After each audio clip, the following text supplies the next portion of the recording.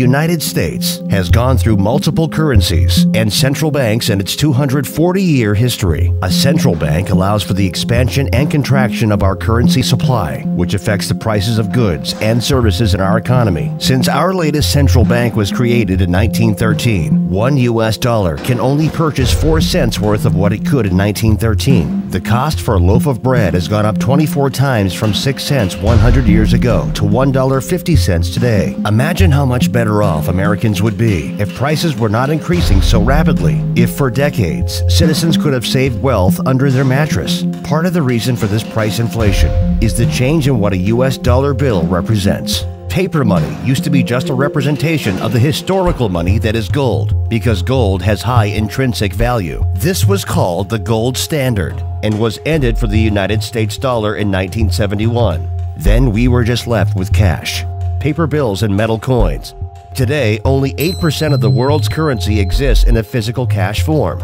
The digital revolution has made money ever increasingly become more virtual and less physical. With the invention of the internet came some attempts to return to gold-backed currency by representing gold digitally.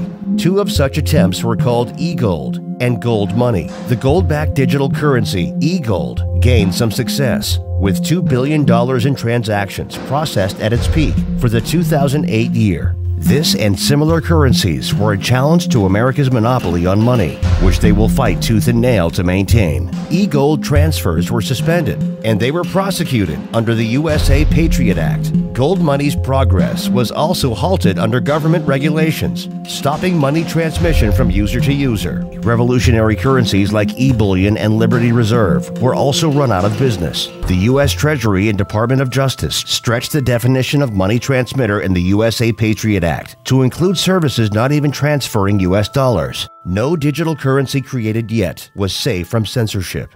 These digital currencies had the same fault, like the infamous file-sharing software Napster. A federal court ruled Monday Napster must stop allowing music fans to swap copyrighted material. They relied on a central point of control, server, or organization that could be hacked, legally shut down, or simply driven out of business by unmanageable compliance costs from government regulations. In the early 2000s, PayPal filled a market need for online transfer of dollars. The company is subject to money transmitter laws under all 50 states. In addition to the federal government, regulations of PayPal create many drawbacks, including high fees and a lack of freedom from censorship. For instance, it cannot be used in Iraq, Afghanistan, Bangladesh, Pakistan, and countries on the U.S. economic sanction list. In addition to this, your personal transactions can be monitored legally by the government. In 2010, PayPal shut off the ability to donate to WikiLeaks after the organization released thousands of diplomatic cables. However, WikiLeaks was able to keep running through donations in a new digital currency called Bitcoin, which was first set up in 2009.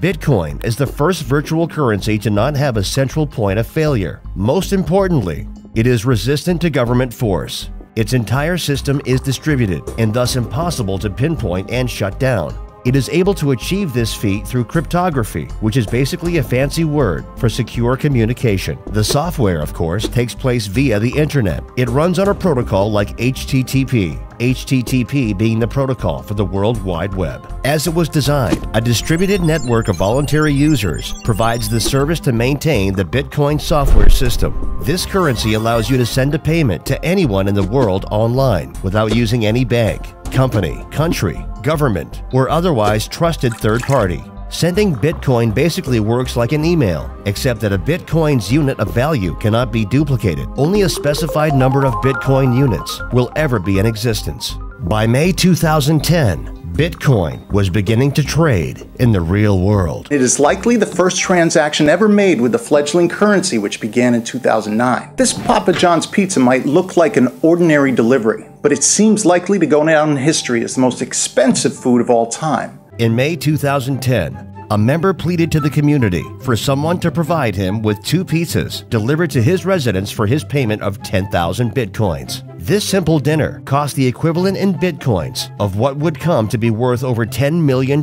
by December 2013. This is how fast the increase in its number of users and recognition has been. Online exchanges have been providing the trade of bitcoins and dollars for years, though many have closed from site security issues and lack of complying with government regulations. Mass adoption, however, will more easily happen from a recent trend that is growing fast. Now, if you haven't heard of Bitcoin yet, it is making international headlines and changing the way we exchange money. It is the first of its kind in the world, and today the Bitcoin ATM was unveiled right here in San Diego. Bitcoin ATMs are deploying worldwide, allowing the sale of bitcoins for cash and cash into bitcoins at physical locations. This machine changes it all by allowing users to get cash out or make deposits to their accounts. There are already such machines in Boston, Massachusetts, Austin, Texas, Mountain View, California, Vancouver, Canada, and Tijuana, Mexico.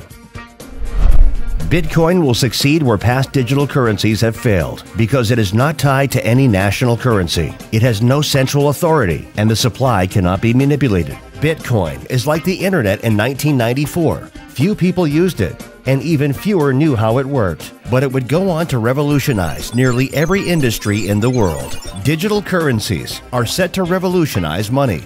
Billion-dollar companies are among the 60,000 already accepting Bitcoin, and the list is growing rapidly. Money can now be sent worldwide to wherever there's an internet connection. We are truly in the era of the first global currency.